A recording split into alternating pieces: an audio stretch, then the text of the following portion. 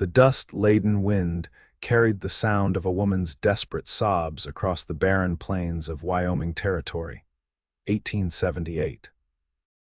Sarah Anderson clutched her newborn son to her chest, his tiny frame barely moving beneath the thin blanket as the last embers of her campfire threatened to die out in the growing darkness.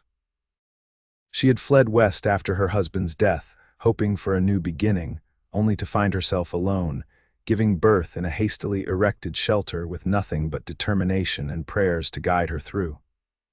"Hold on, little one," Sarah whispered, rocking the infant gently. "Just hold on." The crack of a twig nearby made her freeze. In one fluid motion, she reached for the small revolver hidden among her meager possessions, pointing it toward the sound with trembling hands. "Madam, I mean no harm," came a deep voice from the darkness. "Saw your fire from the ridge. Thought you might need assistance." A tall figure emerged from the shadows, leading a chestnut stallion. His weathered face was partially obscured by the brim of his hat, but his eyes reflected concern in the firelight. "Stay where you are," Sarah commanded, her voice stronger than she felt. "I'll shoot if I have to." The man raised his hands slowly. "Name's Wade Lawson, madam. I run cattle about 10 miles east, was tracking some strays when I spotted your fire." His gaze fell to the bundle in her arms, his expression softening. "You and the little one shouldn't be out here alone." Sarah's arms ached from holding both her baby and the gun. After a moment's hesitation, she lowered the weapon, exhaustion overwhelming her caution. "My wagon wheel broke 2 days ago. I had the baby yesterday." Her voice cracked. "He's not doing well." Wade approached carefully, crouching beside her. He added wood to her dying fire, then looked at the infant with genuine concern. "The baby's weak," Sarah said, tears spilling down her cheeks. "I don't know if he'll make it through the night." Wade removed his hat, revealing kind eyes set in a sun-weathered face. Without hesitation, he replied, "Then I'll lend him my strength till he's strong." He shrugged off his coat and wrapped it around Sarah and the baby. "First things first, we need to get you both warm and fed." From his saddlebag, he produced jerky and a canteen. "It's not much, but it'll help you keep your milk up for the little fella." As Sarah ate, Wade built up the fire and constructed a better shelter using branches and his bedroll. His movements were efficient, practiced. "You've done this before," Sarah observed. "Been on my own since I was 16, Wade replied, not looking up from his work. "You learn to make do." After a pause, he asked, "What brings you out here alone, if you don't mind my asking?" Sarah shifted her baby, who had finally fallen asleep. "My husband Daniel died 6 months ago, consumption. We planned to move west together, start fresh." She swallowed hard. "I decided to come anyway. I was already carrying his child and didn't want to stay where everything reminded me of what I'd lost." Wade nodded, understanding in his eyes. "The West can be cruel, madam, but it rewards determination. You've got plenty of that coming this far on your own." "Sarah," she said, "my name is Sarah." That night, Wade kept watch while Sarah slept fitfully beside her infant son. When the baby whimpered weakly in the pre-dawn hours, Wade was there, helping Sarah position him to nurse. "He needs a name," Wade said softly, as the first rays of sunlight painted the eastern sky. Sarah looked down at her son. "I was thinking of calling him Daniel, after his father, but—" She hesitated. "That doesn't seem right anymore. He needs his own name, something strong." "How about Matthew?" Wade suggested. "Means gift from God seems fitting." Sarah tested the name, whispering it to her baby. "Matthew Anderson, yes, I like that." By mid-morning, Wade had fashioned a travois to attach to his horse. "We can secure your supplies and make a comfortable place for you and Matthew," he explained, working methodically. "My ranch isn't far, but we'll take it slow." "Your ranch?" Sarah questioned. "I thought you said you run cattle." Wade's hands stilled momentarily. "It's not much, just a small spread I've been building up these past 3 years. Started with 5 head of cattle and a run-down cabin. Got about 50 head now, and the cabin doesn't leak much." His self-deprecating smile revealed a dimple in his left cheek. As they traveled, Matthew's breathing seemed labored. Sarah's worry grew with each passing mile. Wade," she called out, panic edging her voice. "He's not getting enough air." Wade immediately stopped and dismounted. He took the infant carefully, holding him upright against his chest. "My ma used to say sometimes babies need to feel a heartbeat stronger than their own." He walked in slow circles, patting Matthew's back gently while humming a tune Sarah didn't recognize. Miraculously, the baby's breathing eased. When he opened his eyes, Sarah gasped. For the first time since his birth, they seemed focused, alert. "See that?" Wade said, smiling down at Matthew. "He's a fighter. Just needed someone to show him how." They reached Wade's ranch by late afternoon. The cabin was small but solid, with a corral adjacent and a small barn behind. A creek ran nearby, willow trees marking its course through the otherwise open landscape. "It's not much," Wade said, suddenly self-conscious as he helped Sarah down. "It's wonderful," she replied honestly. After weeks of travel, the simple cabin looked like a palace. Inside, Wade quickly built a fire in the stone hearth. The cabin was sparse but tidy, with a small table, 2 chairs, a narrow bed in one corner, and various tools of ranch life hanging from pegs on the walls. "You take the bed," he insisted. "I'll make up something by the fire." That night, as Sarah nursed Matthew in the quietude of the cabin, she studied Wade covertly. He moved with the easy confidence of a man accustomed to hard work and solitude. His hands were calloused but gentle as he prepared a simple stew, and when he thought she wasn't looking, he checked on Matthew with genuine concern in his eyes. "Why are you helping us?" she asked finally. "You don't know me, you don't owe us anything." Wade was silent for a long moment, stirring the stew. "When I first came west, I was young, foolish, got caught in a blizzard up in the mountains, would have died if an old trapper hadn't found me." He glanced at her. "He didn't know me either. Just said that out here you help when help's needed or nobody survives." Sarah nodded, understanding. The code of the West was harsh but fair. "Besides," Wade continued with a hint of a smile, "it's nice having company besides my horse." Over the next few days, a routine developed. Wade would tend to his ranch work during the day while Sarah recovered her strength and cared for Matthew.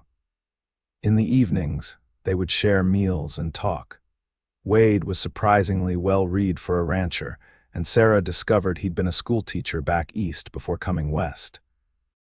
"What made you leave that life behind?" she asked one evening as they sat by the fire. Wade stared into the flames.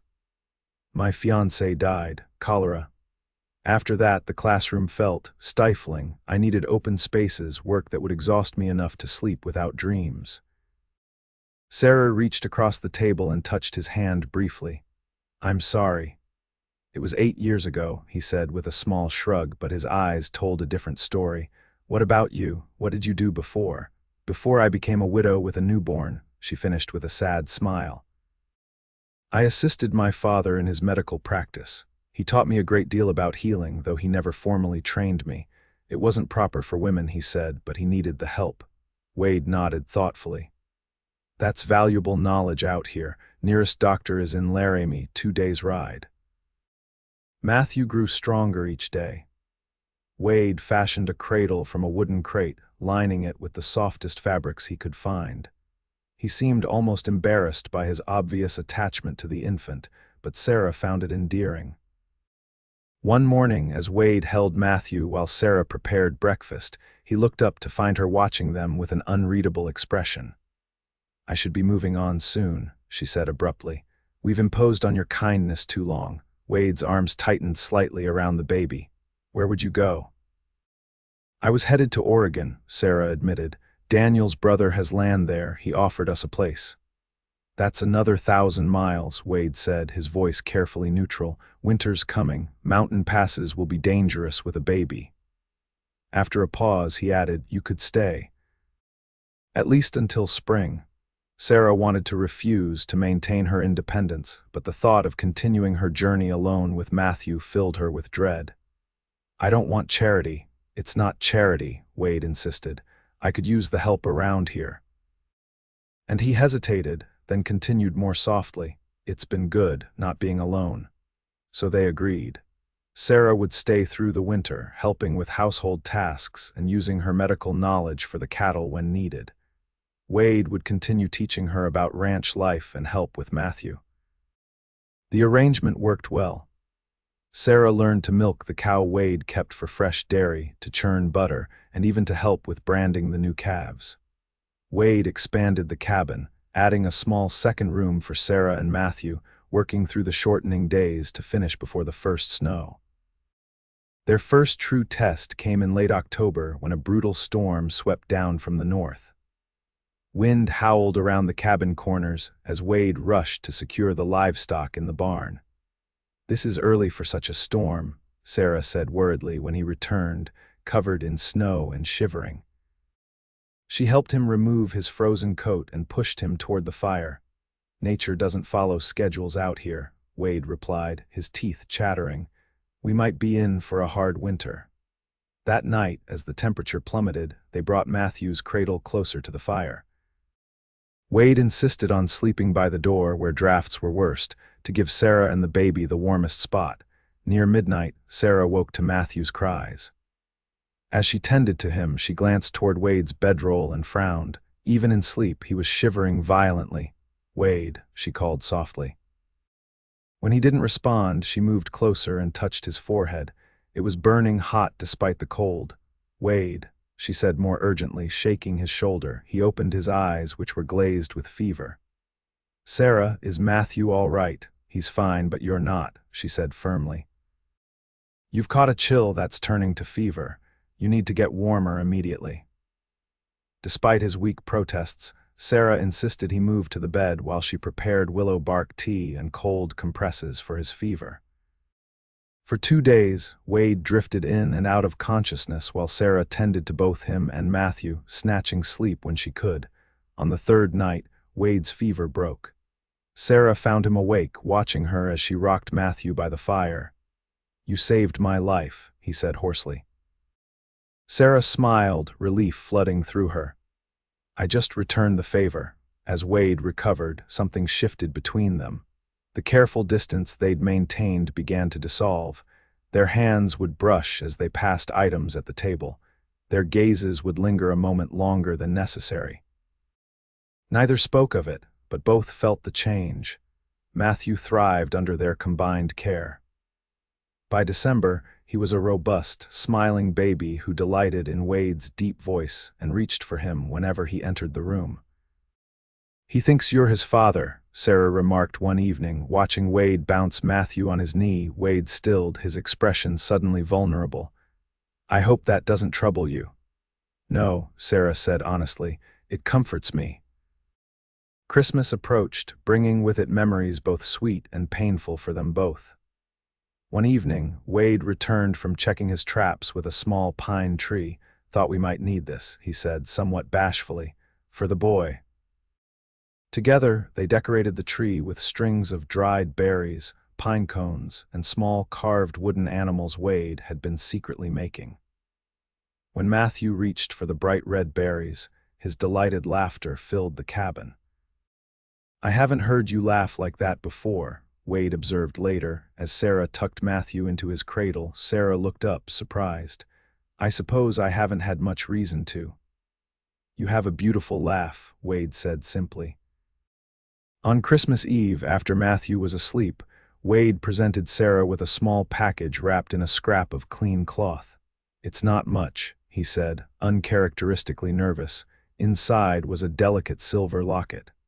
Sarah opened it to find it empty. "I thought maybe someday you might want to put a picture of Matthew in there," Wade explained, or someone else important to you." Sarah closed her fingers around the locket, deeply touched. "It's perfect, Wade, thank you." She hesitated, then reached beneath the bed and pulled out her own gift, a new leather-bound journal. "I noticed your old one is nearly full." Wade ran his fingers over the smooth cover. "No one's given me a gift in years," he admitted quietly. Sarah took a deep breath. "You've given us so much more than shelter, Wade. You've given us a home." The word hung between them, laden with meaning. Wade moved closer, his eyes never leaving hers. "Sarah," he began, his voice rough with emotion, Then Matthew cried out in his sleep, breaking the moment. Sarah turned away quickly, her cheeks flushed. January brought the harshest weather of the season. Snow piled high around the cabin, isolating them completely. Wade spent hours shoveling paths to the barn and breaking ice on the creek for the cattle to drink. Each night he returned exhausted, his hands raw despite his gloves. Sarah began massaging a salve of her own making into his cracked skin. "You're working too hard," she chided gently. "Can't lose the cattle," he replied, wincing as she worked the ointment into a particularly deep fissure. "It's everything I've built." "Not everything," Sarah said softly, her eyes meeting his. That night, a wolf howled nearby, its lonely call echoing across the snowy landscape. Sarah lay awake, listening to Wade's steady breathing from the main room. Matthew slept peacefully beside her, but sleep eluded her as thoughts of the future crowded her mind. In the morning, Wade was already gone when she woke. A note on the table explained he'd spotted wolf tracks too close to the cattle and would be tracking the pack to drive them further away. Hours passed with no sign of his return. As daylight began to fade, Sarah grew increasingly anxious. She bundled Matthew tightly, secured him to her chest, and ventured outside to scan the horizon. The wind had risen, blowing loose snow across the landscape and obscuring visibility. Sarah called Wade's name, but her voice was swallowed by the vastness around her. Just as she was about to retreat inside, she spotted a dark shape moving slowly through the snow. Relief flooded her until she realized Wade was staggering, barely able to walk. Sarah rushed toward him, her heart pounding. As she drew closer, she saw blood staining the snow behind him. "Wade," she cried, reaching him as he collapsed to his knees. "Wolf," he managed through gritted teeth. "Got my leg, I got him, but—" He gestured weakly at his torn pant leg, where blood seeped through crude bandaging. With strength born of desperation, Sarah helped Wade back to the cabin. Matthew, disturbed by the commotion, began to wail. "I need to treat that wound immediately," Sarah said, her medical training taking over. She settled Matthew in his cradle with a carved wooden horse to distract him, then gathered her supplies. When she cut away Wade's pant leg, she inhaled sharply. The wound was deep, the flesh mangled. "How bad?" Wade asked, his face pale with pain and blood loss. Sarah met his gaze steadily. "I won't lie to you, it's serious, but I can treat it." She worked methodically, cleaning the wound with whiskey, which made Wade hiss in pain. The wolf, was it behaving strangely, frothing at the mouth? Wade shook his head. "Just hungry and desperate, like everything else this winter." Sarah nodded, relief evident in her posture. "Good, that's good." She threaded a needle with catgut. "This will hurt." Wade gripped the edge of the table as she began stitching the wound closed. "Distract me," he grunted. "Talk to me." So Sarah talked as she worked, telling him about her childhood in Pennsylvania, her strict father who nonetheless taught her everything he knew about medicine, her dreams of perhaps someday being a proper doctor, despite the obstacles. "You'd make a fine doctor," Wade said, sweat beading on his forehead as she tied off the last stitch. "Hold still," Sarah instructed, applying a poultice of herbs to fight infection. "You'll need to stay off this leg for at least a week." Wade started to protest, thinking of the cattle, but Sarah silenced him with a stern look. "The cattle have enough hay in the barn, I can check on them daily, but if you tear these stitches or develop fever from infection, you could lose the leg or worse." That night, Sarah insisted Wade take the bed while she made up a pallet beside Matthew's cradle. As she tended to her son, Wade watched her, his expression thoughtful. "What is it?" she asked, noticing his gaze. "I was just thinking that Daniel was a fortunate man," Wade said quietly. Sarah's hands stilled. "Daniel and I had a complicated marriage," she admitted. "He was kind but distant, even before he fell ill." She looked down at Matthew. "I sometimes worry that I didn't love him enough." "I don't believe that's possible," Wade replied. "Not for you." The days of Wade's convalescence brought them closer still. With him confined to bed, Sarah managed all the ranch chores herself, returning with stories of her small triumphs and occasional mishaps that made him laugh despite his frustration at being idle. In the evenings, she would sit beside his bed, mending clothes or rocking Matthew, while Wade read aloud from one of his precious books. His voice, deep and expressive, gave new life to words Sarah had read before but never truly heard. By the time Wade could stand without pain, February had arrived with its peculiar mix of bitter cold and faint promises of eventual spring. The first day he accompanied Sarah to the barn, he moved slowly but insisted on carrying Matthew. "He's getting so big," Wade remarked, genuine pride in his voice as the baby grasped his finger tightly. "He is," Sarah agreed, watching them both with a peculiar ache in her chest. "Wade, I've been thinking." He looked at her expectantly, but something in her expression made him pause. "What is it? When spring comes, I should continue to Oregon as planned." The words hurt to say, but Sarah forced them out. "You've been more than generous, but we can't impose on you forever." Wade's face showed a flash of pain before settling into careful neutrality. "You're not imposing, Sarah." I hoped you knew that by now." "I do know it," she said softly. "That's what makes this harder. You've done so much for us, but I can't build my future on charity." "Is that what you think this is?" Wade asked, his voice tight. Before Sarah could respond, Matthew began fussing, and the moment was lost. They completed the barn chores in uncomfortable silence, each lost in their own thoughts. That night, Wade didn't join them for dinner, claiming he needed to repair tack in the barn. Sarah put Matthew to bed and then sat by the fire, staring into the flames as tears slid silently down her cheeks. She didn't hear Wade return until he spoke from the doorway. "Sarah." She wiped her tears quickly, but not before he saw them. He crossed to her side and knelt before her, taking her hands in his. "I don't want you to go," he said simply. "Not because I pity you or because I feel responsible for you and Matthew. I want you to stay because the thought of this cabin without you both in it is unbearable to me now." Sarah's breath caught. "Wade, let me finish," he said gently. "I know you're strong. I know you don't need me, but I need you, Sarah. I need your laughter and your wisdom and the way you see beauty in this harsh land. I need Matthew's smiles and the way he reaches for me. I need the family we've become." Tears welled in Sarah's eyes again. "I'm afraid," she whispered. "Afraid of depending on someone again, only to lose them." Wade squeezed her hands. "Life offers no guarantees, especially out here. But I can promise you this. Every day we have together, I will show you and Matthew how much you matter to me. I'll lend my strength not just to him, but to you, for as long as you'll allow it." In response, Sarah leaned forward and pressed her lips to his. The kiss was tentative at first, then deepening as Wade pulled her closer, years of loneliness dissolving in the warmth between them. When they finally broke apart, Wade rested his forehead against hers. "Is that a yes, you'll stay?" Sarah smiled through her tears. "Yes." The remainder of winter passed in a state of quiet joy. They spoke often of the future, making plans for expanding the ranch, perhaps adding sheep or goats to their livestock. Wade built a proper crib for Matthew, carving the boy's name along the headboard.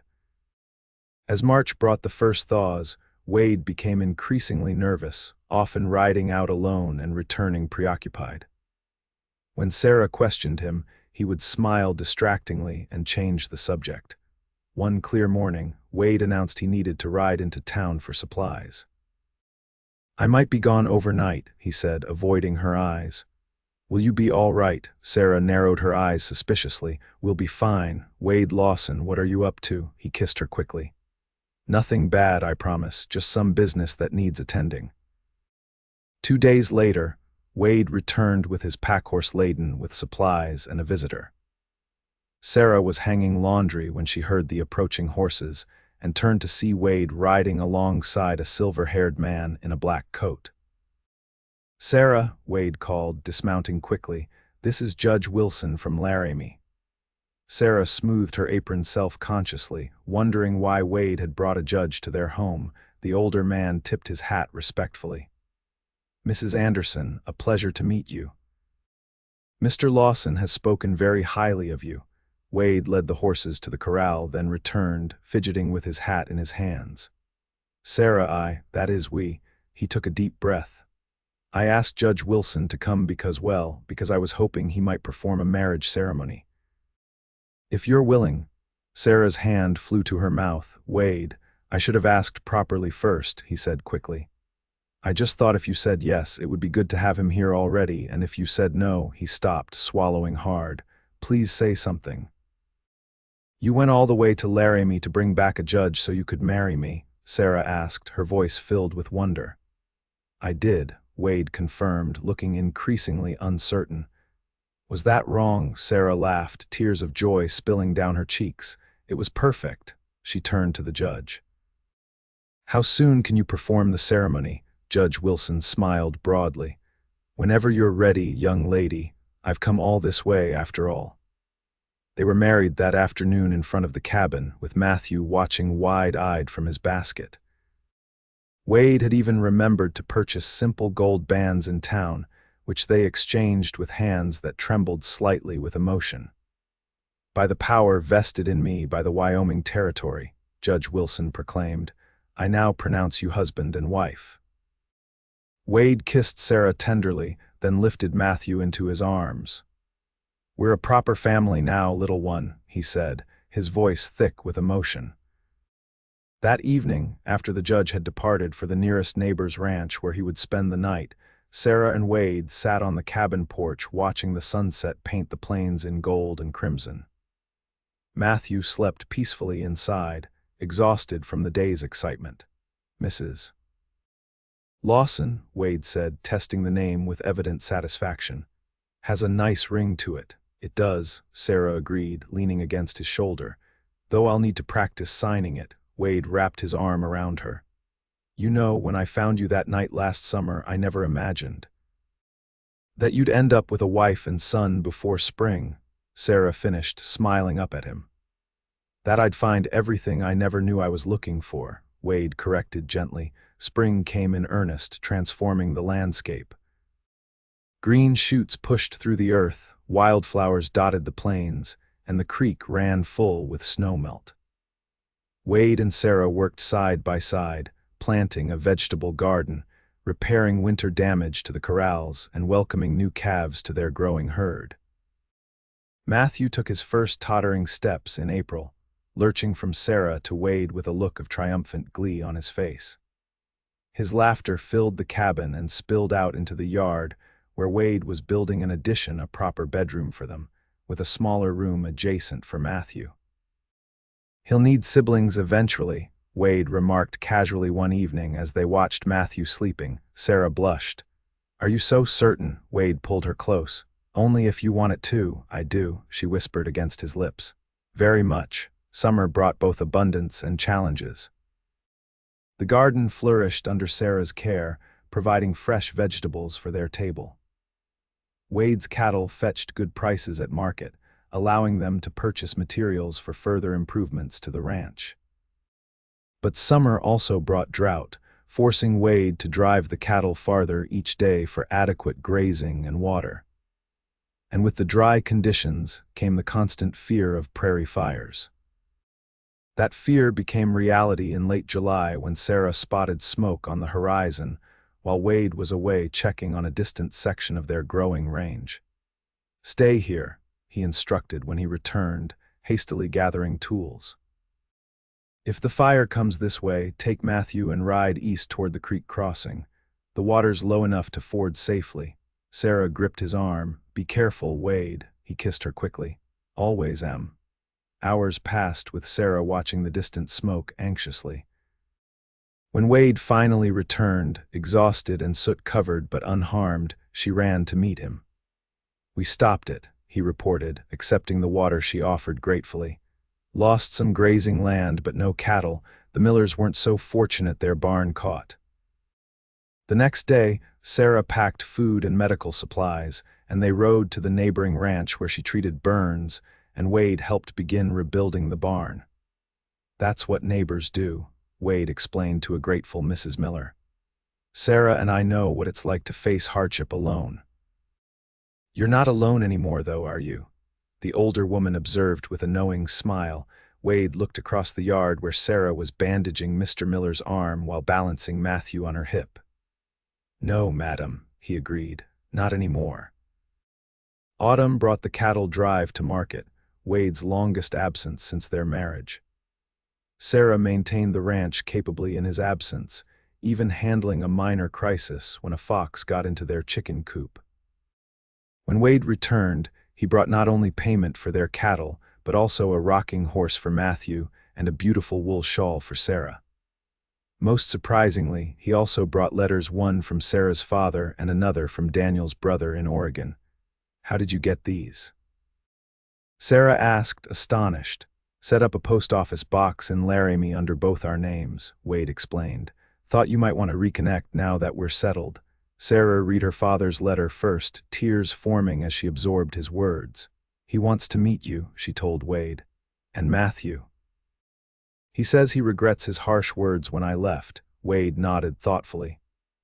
Perhaps next summer we could make the journey east or invite him here. You would do that? Sarah asked. Even though he opposed my coming west, he's your father, Wade said simply. Family matters. The letter from Oregon was briefer, but no less impactful. Daniel's brother expressed relief that Sarah had found happiness and extended an open invitation to visit. That night, as they lay together in the new bedroom Wade had built, Sarah traced the lines of her husband's face in the moonlight. "What are you thinking?" Wade asked softly. "That I'm exactly where I'm supposed to be," she replied. "When I left Pennsylvania, I thought I was running away from grief. Now I understand I was running toward something greater than I could have imagined." Wade drew her closer. "I think that's what the West is for some of us. Not an escape, but a beginning." As winter approached once more, the Lawson ranch bore little resemblance to the sparse homestead of the previous year.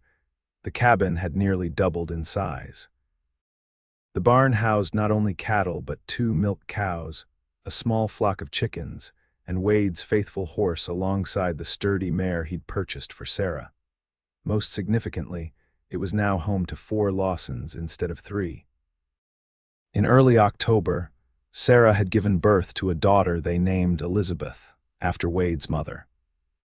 Unlike Matthew's difficult arrival, Elizabeth was born in the comfort of their home with a midwife in attendance, and Wade pacing anxiously outside until Sarah's triumphant call brought him rushing in to meet his daughter. "She looks like you," Wade said in wonder, gently touching the infant's delicate features. "Poor child," Sarah teased, exhausted but radiant. "Beautiful child," Wade corrected, kissing Sarah's forehead. "Like her mother." Matthew, now a sturdy 18-month-old with Wade's curly hair and Sarah's determined expression, approached the bed cautiously, peering at his sister with solemn curiosity. "Baby," he announced, one of his few clear words. "That's right," Wade said, lifting him up for a better view. "Your sister, Elizabeth, you'll help us take care of her, won't you?" Matthew nodded seriously, then reached out one small finger to touch the baby's hand. Elizabeth reflexively grasped his finger, and Matthew's face lit up with delight. "Strong," he declared. Wade and Sarah exchanged smiles over their children's heads. "Yes," Wade agreed softly. "She's strong, just like her brother." On a crisp December morning exactly 1 year after Wade had proposed, he woke Sarah before dawn. "Come outside," he whispered, helping her into her coat. "I have something to show you." Sarah followed, curious. On the porch, Wade pointed to the eastern horizon where the first pale light was breaking. There, in the distance, stood a small herd of wild horses, their breath steaming in the cold air. "They come through every year about this time," Wade explained. "I saw them last winter but didn't think to show you. Thought you might like to see them this year." Sarah leaned against him, watching the majestic animals in silent appreciation. "It's beautiful," she murmured. "Thank you for waking me." As the sun rose higher, the wild horses moved on, disappearing into the vastness of the Wyoming prairie. Wade and Sarah remained on the porch, reluctant to break the peaceful moment. "I've been thinking," Wade said finally. "We should plant trees come spring." "A windbreak for the house, maybe some fruit trees too," Sarah nodded. Trees take years to grow, I know, Wade replied, meeting her gaze steadily. I'm planning for our future, 10 years, 20, however long we have. Sarah's eyes filled with tears of happiness. I like the sound of that. Inside, Matthew's voice called out, followed by Elizabeth's hungry cries. The day was beginning with all its demands and joys. Wade took Sarah's hand as they turned to go in. 1 year ago, you made me the happiest man in Wyoming Territory. Sarah squeezed his hand. And you've kept your promise, Wade. You lent your strength not just to Matthew, but to all of us. It was the best bargain I ever made, Wade said, his voice husky with emotion. As they stepped back into their home, greeted by Matthew's running feet and Elizabeth's impatient wails, Sarah knew that the strength they shared had built something rare and precious on this wild frontier, a family bound not by obligation, but by choice, by love that had bloomed in the harshest conditions and grown stronger with each passing season. In the years that followed, the Lawson ranch prospered. Wade's cattle herd grew, as did their family. 2 more children joined them, James, born in the spring of 1881, and Catherine, arriving in the summer of 1883.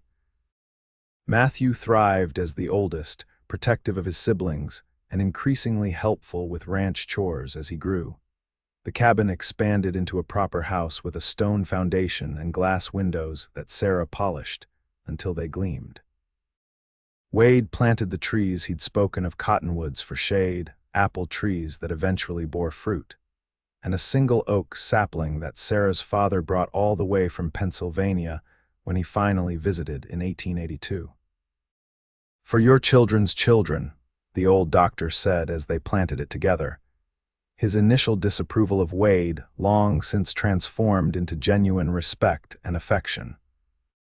The town that sprang up 5 miles from their ranch took the name Lawson Creek, recognizing Wade's position as one of the first settlers.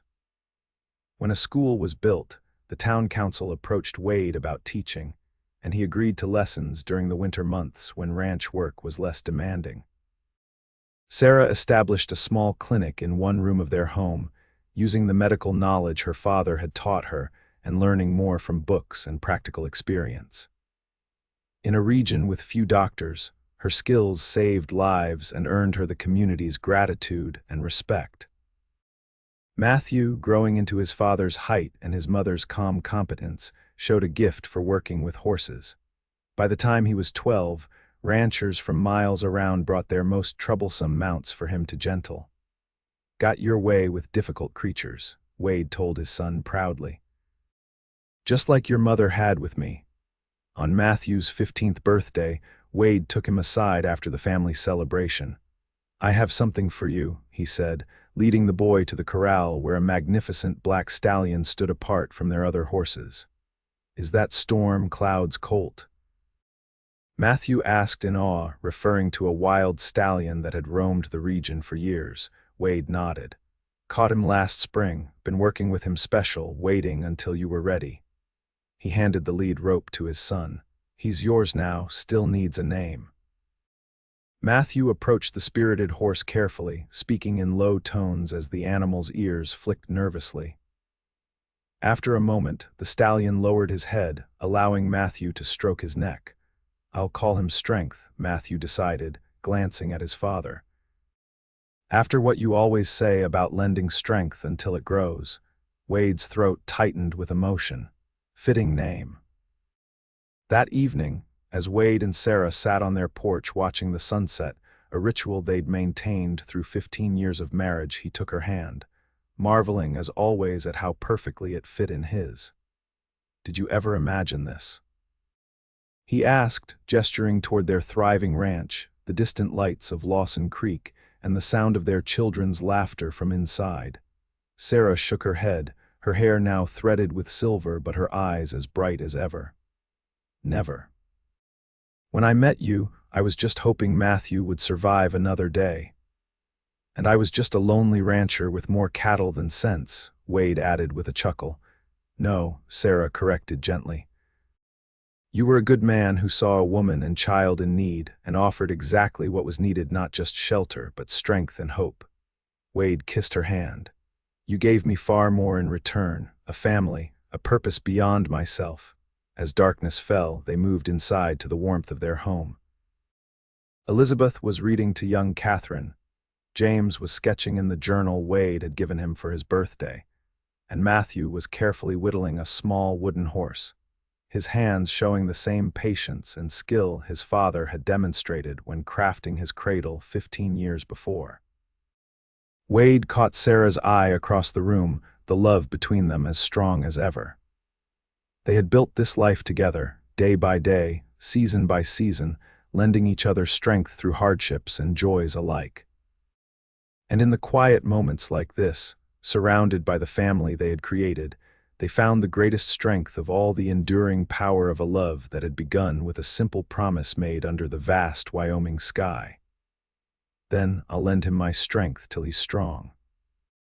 Wade had kept that promise, not just to Matthew, but to all of them. And together, they had grown stronger than any of them could have become alone,